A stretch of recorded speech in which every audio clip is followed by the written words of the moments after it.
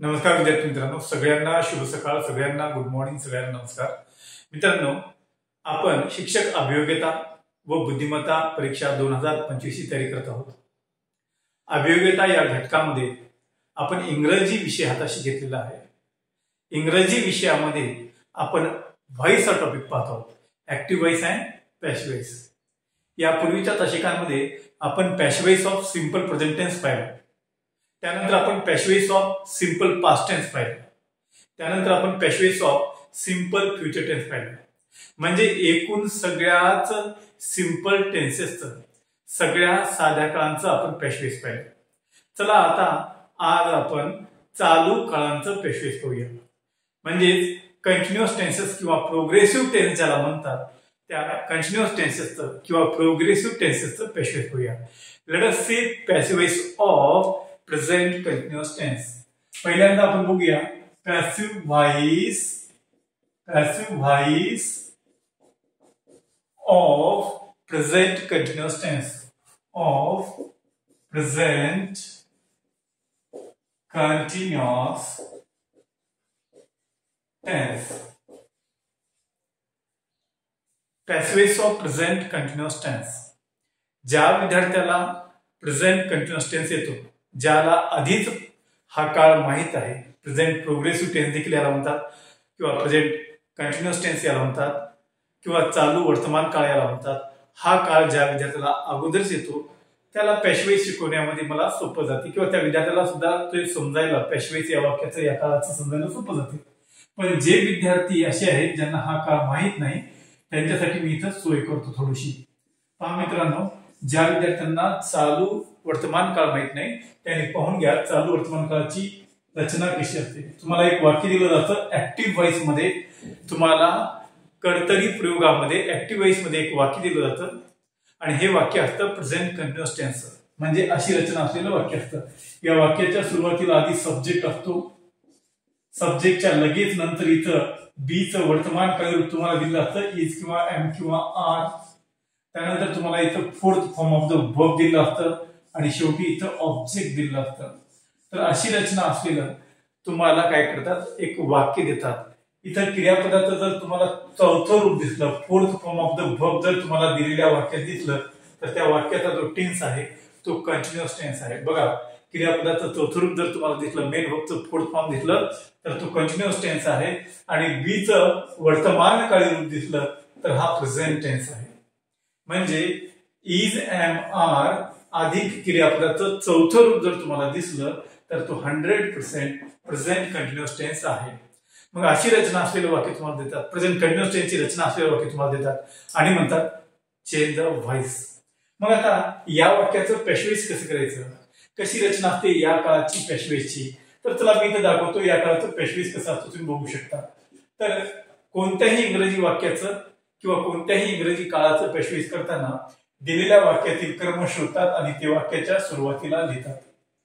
दिलेल्या वाक्यातील कर्म शोधतात आणि ते वाक्याच्या सुरुवातीला लिहितात.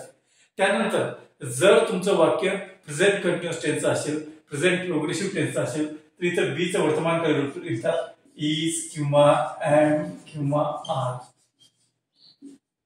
वाक्याच्या अर्थाला कायम ठेवण्यासाठी इथं बीइंग हा शब्द घेतात. त्याच्या लगेच नंतर इथे क्रियापदाचं तिसरं रूप घेतात आणि शेवटी जे घेतात इथं बी वाय बाय नंतर कर्ता घेतात, द्वितीय विभक्ती. तर अशा रीतीनं या काळाचं पॅसिव्ह व्हॉइस करतात. This is the structure, this is the composition of what passive voice of present continuous tense. तर अशी असते रचना प्रेझेंट कंटिन्युअस टेन्सच्या पॅसिव्ह व्हॉइसची. तुम्ही पाहू शकता, आधी दिलेल्या वाक्यातील कर्म घेतात. दिलेल्या वाक्यातील कर्म इथं कर्ता म्हणून आला असतो, कर्त्याची भूमिका तो बजावत असतो, कर्त्यासारखं काम करत असतो. त्यानंतर इथं बीचं वर्तमान काळ रूप येतं, इज किंवा एम किंवा आर. त्याच्यानंतर वाक्याच्या अर्थाला कायम ठेवण्यासाठी, म्हणजेच वाक्यामध्ये जी क्रिया काय होती, चालू होती, ती चालू दर्शवण्यासाठी इथं बीइंग हा शब्द घेतला जातो. प्रत्येक चालू काळाच्या पॅसिव्ह व्हॉइस मध्ये हे केलं जातं. थर्ड फॉर्म शिवाय पॅसिव्ह व्हॉइस होऊ शकत नाही, म्हणून क्रियापदाचं इथं तिसरं घ्यावंच लागतं आणि शेवटी बी वाय बाय नंतर करता येतो सेकंड केसमध्ये, द्वितीय विभक्तीमध्ये. म्हणजे हा जो करता येतो इथं तो नेहमीच सेकंड केसमध्ये घ्यावा लागतो, द्वितीय विभक्तीमध्येच घ्यावा लागतो. तर अशी असते पॅसिव्ह रचना, प्रेझेंट कंटिन्युअस टेन्सच्या वाक्याच्या पॅसिव्ह रचना. तर मित्रांनो, ऍक्टिव्ह वॉइस आणि पॅसिव्ह हा टॉपिक आपण पाहतो. कधी कधी परीक्षेला काय करतात, पॅसिव्ह वाक्य देतात आणि ऍक्टिव्ह वॉइस करा म्हणतात.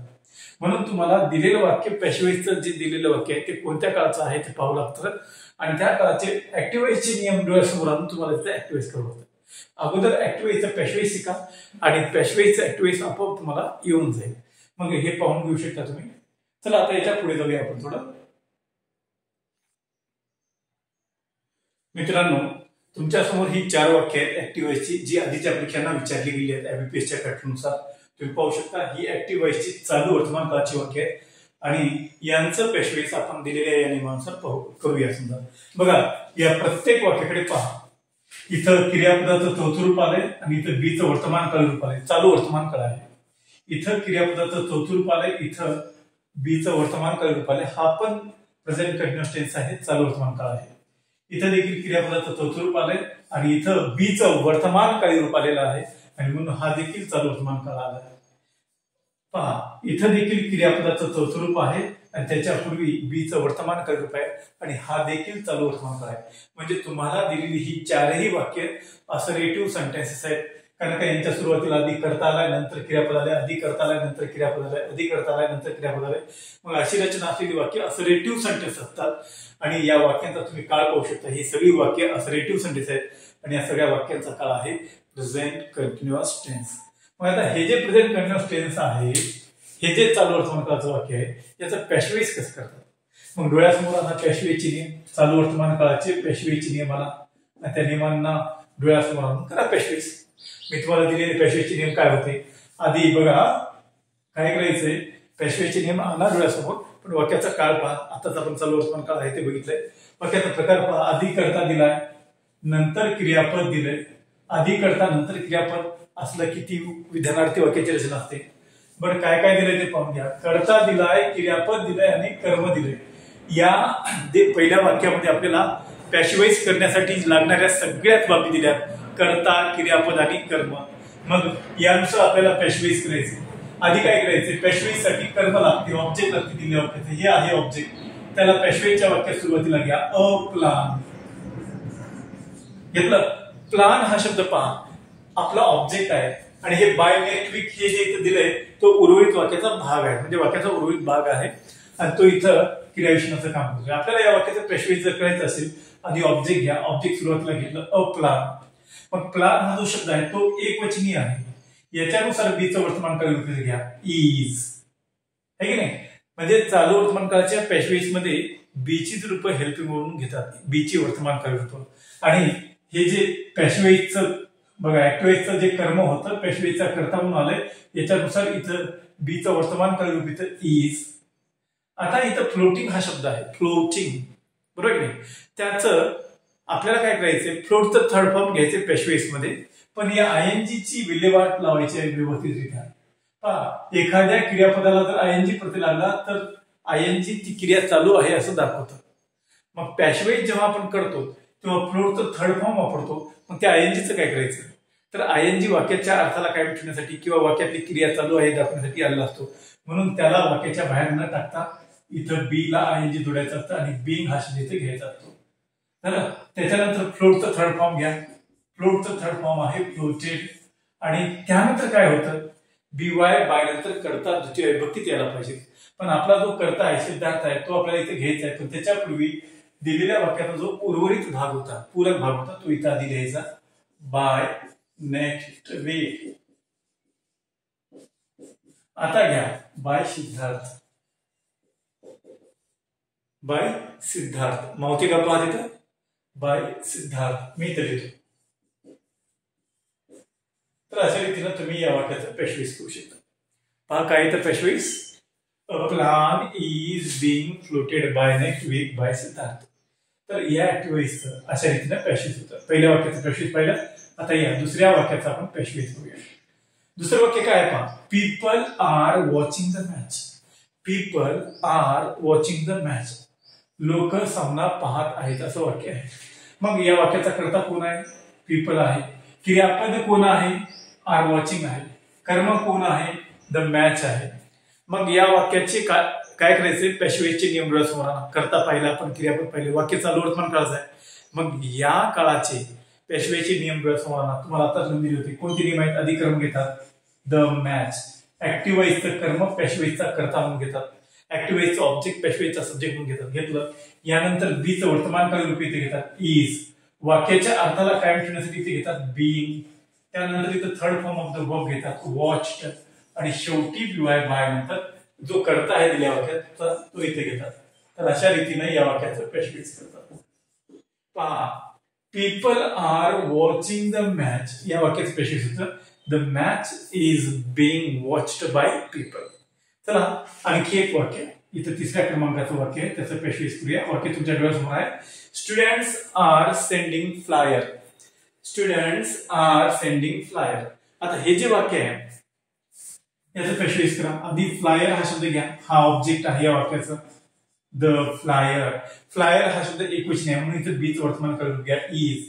वाक्याच्या अर्थाला कायम ठेवण्यासाठी इथं बीइंग घ्या, बीइंग. सेंटचं थर्ड फॉर्म घ्या, सेंट. आणि शेवटी काय होतं, बीवाय बाय नंतर, बीवाय बाय नंतर दिलेल्या वाक्याचा करता जो स्टुडंट्स आहे तो सेकंड केस मध्ये आपल्याला घ्यायचा आहे. आणि नामाची जी द्वितीय विभक्ती असते ते नामच असते, म्हणजे नामाची विभक्ती इंग्लिशमध्ये नाही. म्हणून स्टुडंटचं सेकंड केस स्टुडंट्स असंच होईल, विद्यार्थी असंच होईल. समजलं. चला आता यानंतर शेवटच्या वाक्याचं, चालू वर्तमान काळाचं जे शेवटचं वाक्य तुमच्या डोळ्यासमोर आहे त्याचं पॅशिव्ह घ्या. पहा वाक्याचा प्रकार पहा. आधी कर्ता दिलाय, नंतर क्रियापद दिलंय. आधी कर्ता नंतर क्रियापद आलं, आधी सब्जेक्ट नंतर वर्ब आलं की वाक्य असर्टिव्ह सेंटेन्स असते. वाक्याचा काळ पहा. आपण ऑलरेडी पाहिलाय तो क्रियापदाचं चौथं रूप आहे, चालू वर्तमान काळ आहे, बीचं वर्तमान काळी रूप आहे. बघा, क्रियापद चौथं रूप आहे, चालू काळ आहे, बीचं वर्तमान काळी रूप आहे, वर्तमान काळ आहे. हे दोघं जण मिळून प्रेझेंट कंटिन्युअस टेन्स आहेत. डोळ्यांसमोर प्रेझेंट कंटिन्युअस टेन्सचे नियम आणा पॅशिव्हचे. आणि करा पॅशिव्ह. आधी घ्या ऑब्जेक्ट. ऑब्जेक्ट कोण आहे, द मील. मील हा शब्द एकवचनी आहे, याच्यानुसार बीचं वर्तमान काळ रूप घ्या, इज. वाक्याच्या अर्थाला कायम ठेवण्यासाठी ते घ्या, बीइंग. प्रिपेअरचं थर्ड फॉर्म काय येते, प्रिपेअरचं थर्ड फॉर्म येते प्रिपेअर्ड. पहा, the meal is being prepared. आणि शेवटी बीवाय बाय नंतर आपला जो कर्ता होता तो इथे घ्या सेकंड केस मध्ये. This is how you can transform the given sentence to passive. तर अशा रीतीने तुम्ही दिलेल्या वाक्याचं काय करू शकता, पॅशिव्ह करू शकता. ही सगळी वाक्य तुम्ही आधी बघून घ्या, तुम्हाला लिहून घ्यायची असेल लिहून घ्या, आणि वाटल्यास त्याची काय करू शकता, एक स्क्रीनशॉट घेऊ शकता तुम्ही. तर मित्रांनो, हे होतं चालू वर्तमान काळाचं पॅशिव्ह. तर पॅशिव्ह हा जो टॉपिक आहे, ऍक्टिव्ह पॅशिव्ह हा टॉपिक खूपच सोपा आहे. आणि दुसरी गोष्ट म्हणजे आपण चालू वर्तमान काळाचं पॅशिव्ह पाहिलंय, आता आपण चालू भूतकाळाच्या पॅशिव्हकडे जाऊया. बघा मित्रांनो, चालू वर्तमान काळाचं पॅशिव्ह अगदी त्या चालू भूतकाळासारखंच आहे, किंवा चालू भूतकाळाचं पॅशिव्ह चालू वर्तमान काळासारखंच आहे. चालू वर्तमान काळ म्हणजे काय, वर्तमानात चालू असलेली क्रियादर्शना काळ, प्रेझेंट कंटिन्युअस टेन्स. आणि चालू भूतकाळ म्हणजे काय, भूतकाळात चालू असलेली क्रियादर्शना काळ, पास्ट कंटिन्युअस टेन्स. मग जसं आपण प्रेझेंट कंटिन्युअस टेन्सचं पॅशिव्ह पाहिले, आणि ज्याला प्रेझेंट कंटिन्युअसचं पॅशिव्ह येतं त्याला पास्ट कंटिन्युअसचं पॅशिव्ह सोपं जातं शिकायला. म्हणून आता आपण काय करायचं आहे, चालू वर्तमान काळाचं म्हणजेच प्रेझेंट प्रोग्रेसिव्ह टेन्सचं, प्रेझेंट कंटिन्युअस टेन्सचं पॅशिव्ह संपल्यानंतर आपण जाऊया पॅशिव्ह व्हॉइस ऑफ पास्ट कंटिन्युअस टेन्सकडे. तर मी याच्या नंतरच्या तासिकेमध्ये तुम्हाला नेणार आहे पास्ट कंटिन्युअस टेन्सच्या पॅशिव्हकडे. तर इथं थांबतो मी. धन्यवाद. थँक्यू.